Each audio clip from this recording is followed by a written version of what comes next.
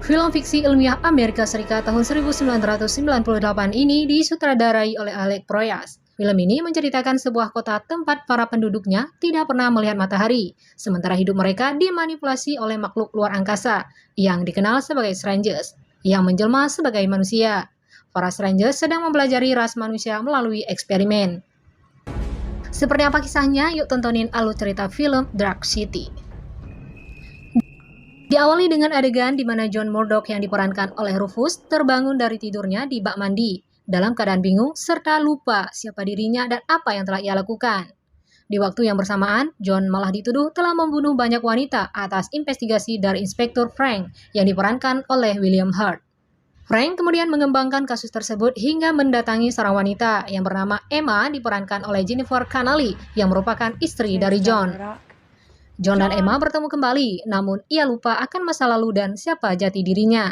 Sementara Emma juga tidak percaya atas apa yang dikatakan oleh inspektur terhadap suaminya itu.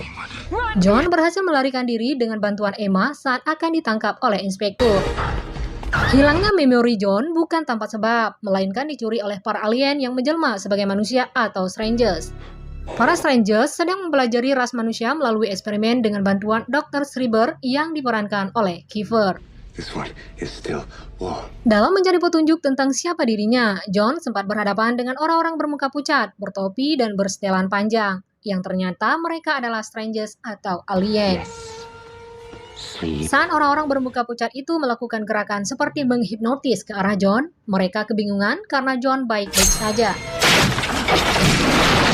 Justru yang terjadi sebaliknya. John berhasil mengalahkan mereka dengan kemampuan sama dengan yang dimiliki para penjahat itu. Strangers memiliki kemampuan merekayasa ulang sesuatu, menciptakan atau menghancurkannya sesuka hati hanya dengan kekuatan pikiran. John masih mencari tentang siapa dirinya. Kini ia menuju ke rumah seorang pria tua yang ternyata adalah pamannya. Di sana, pamannya menceritakan tentang masa kecilnya, di mana ia memiliki luka bakar di lengannya. Namun, saat John melihat tangannya, tidak ada bekas luka bakar tersebut. John kemudian mengamuk, tidak percaya dengan apa yang terjadi. Hal-hal aneh yang ditemukannya selama berjam-jam yang lalu, ternyata kota itu dikuasai oleh Strangers dan mereka merekayasa ulang bangunan di kota tersebut tiap jam 12. Rekayasa ulang juga berakibat membuat warga yang tinggal di kota tersebut lupa dengan apa yang mereka lalui atau lakukan sebelumnya. Dan anehnya juga, tidak ada matahari di kota ini.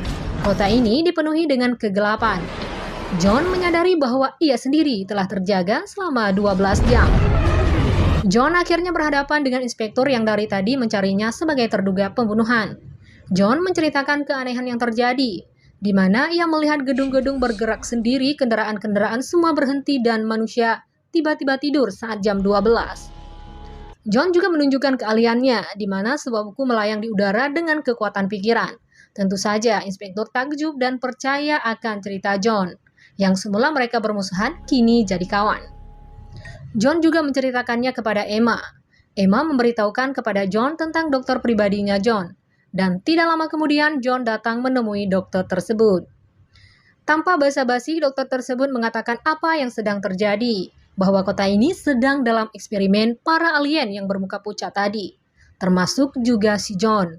Namun tiba-tiba inspektur datang dan menodongkan senjata ke arah dokter. Inspektur menduga dokter bekerja sama dengan para alien. Lalu John meminta dokter menjelaskan semuanya sambil menuju ke sebuah lokasi yang semua orang tahu, tapi lupa jalan menuju ke sana, yaitu sebuah pantai. Dokter mulai menjelaskan sambil mereka menaiki sebuah perahu kecil, bahwa semua ini berawal ketika orang-orang pucat dari ras alien mulai turun dan menculik orang-orang mati untuk dijadikan sarangnya. Para alien menjadikan kota dan manusia sebagai bahan eksperimennya. Mereka mencampurkan dan menggabungkan ingatan manusia untuk mengetahui keunikan manusia. Semua itu dilakukan saat jam 12. Para alien yang berada di bawah tanah bekerja menyatukan kekuatan mereka untuk mengatur bangunan kota, menerbangkan tubuh manusia sebagaimana yang telah mereka rencanakan. Bisa saja hari ini seorang inspektur dan di hari berikutnya menjadi seorang penjual cendol. Semua eksperimen itu dilakukan untuk menyelamatkan ras alien yang ternyata mulai sekarat. Mereka mempelajari umat manusia bagaimana bertahan hidup di segala kondisi. Yang mereka inginkan adalah ingatan manusia sebagai jiwa yang diambil setiap jam 12. Mereka berpikir manusia bisa menyelamatkan ras mereka yang mulai sekarat.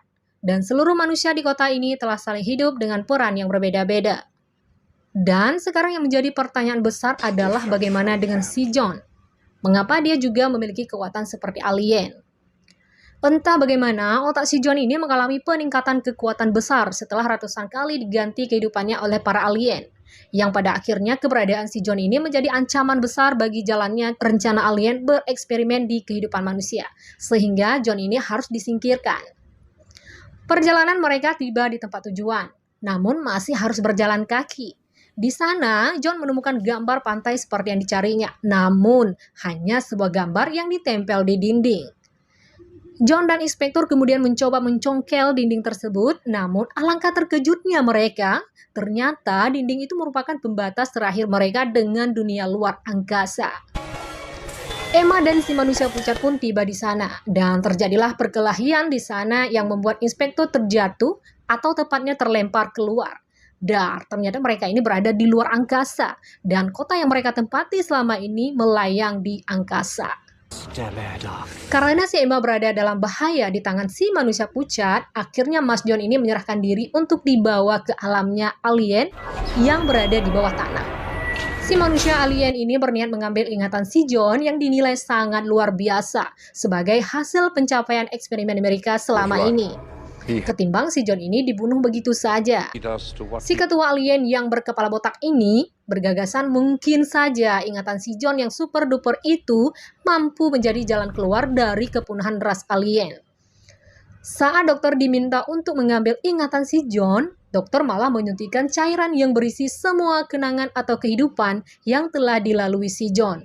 Cairan itu juga berisi bagaimana belajar dalam waktu singkat dan juga meningkatkan kemampuan atau kekuatan seseorang dengan pikirannya.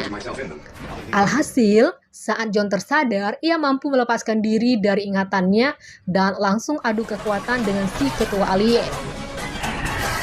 Pertarungan energi keduanya berlangsung sengit, di mana menghasilkan energi yang sangat besar sampai-sampai permukaan kota alien itu meledak-ledak. Setelah melewati pertarungan bak superhero yang melayang di udara, si ketua alien ini tewas dengan tertusuk pedangnya sendiri yang sebelumnya itu ia lemparkan ke arah John. Namun John berhasil membalikkan hasil akhirnya. Setelah ras alien hancur melebur, tidak satupun yang tersisa kecuali si John dengan kekuatan 500 alien di tubuhnya. Ia mampu menciptakan dunia sendiri sesuka hatinya. Dengan kekuatannya, John menciptakan lautan sendiri. John bahkan memutar kembali kotanya menghadap matahari, sehingga mereka tidak lagi berada dalam kegelapan. Di akhir cerita, John bersama Emma sedang menikmati lautan buatan John. Ya, meski Emma tidak lagi mengenal John. Ditutup dengan sebuah realita yang cukup membingungkan dan lumayan sulit diterima akal. Jangan lupa like, share, dan subscribe.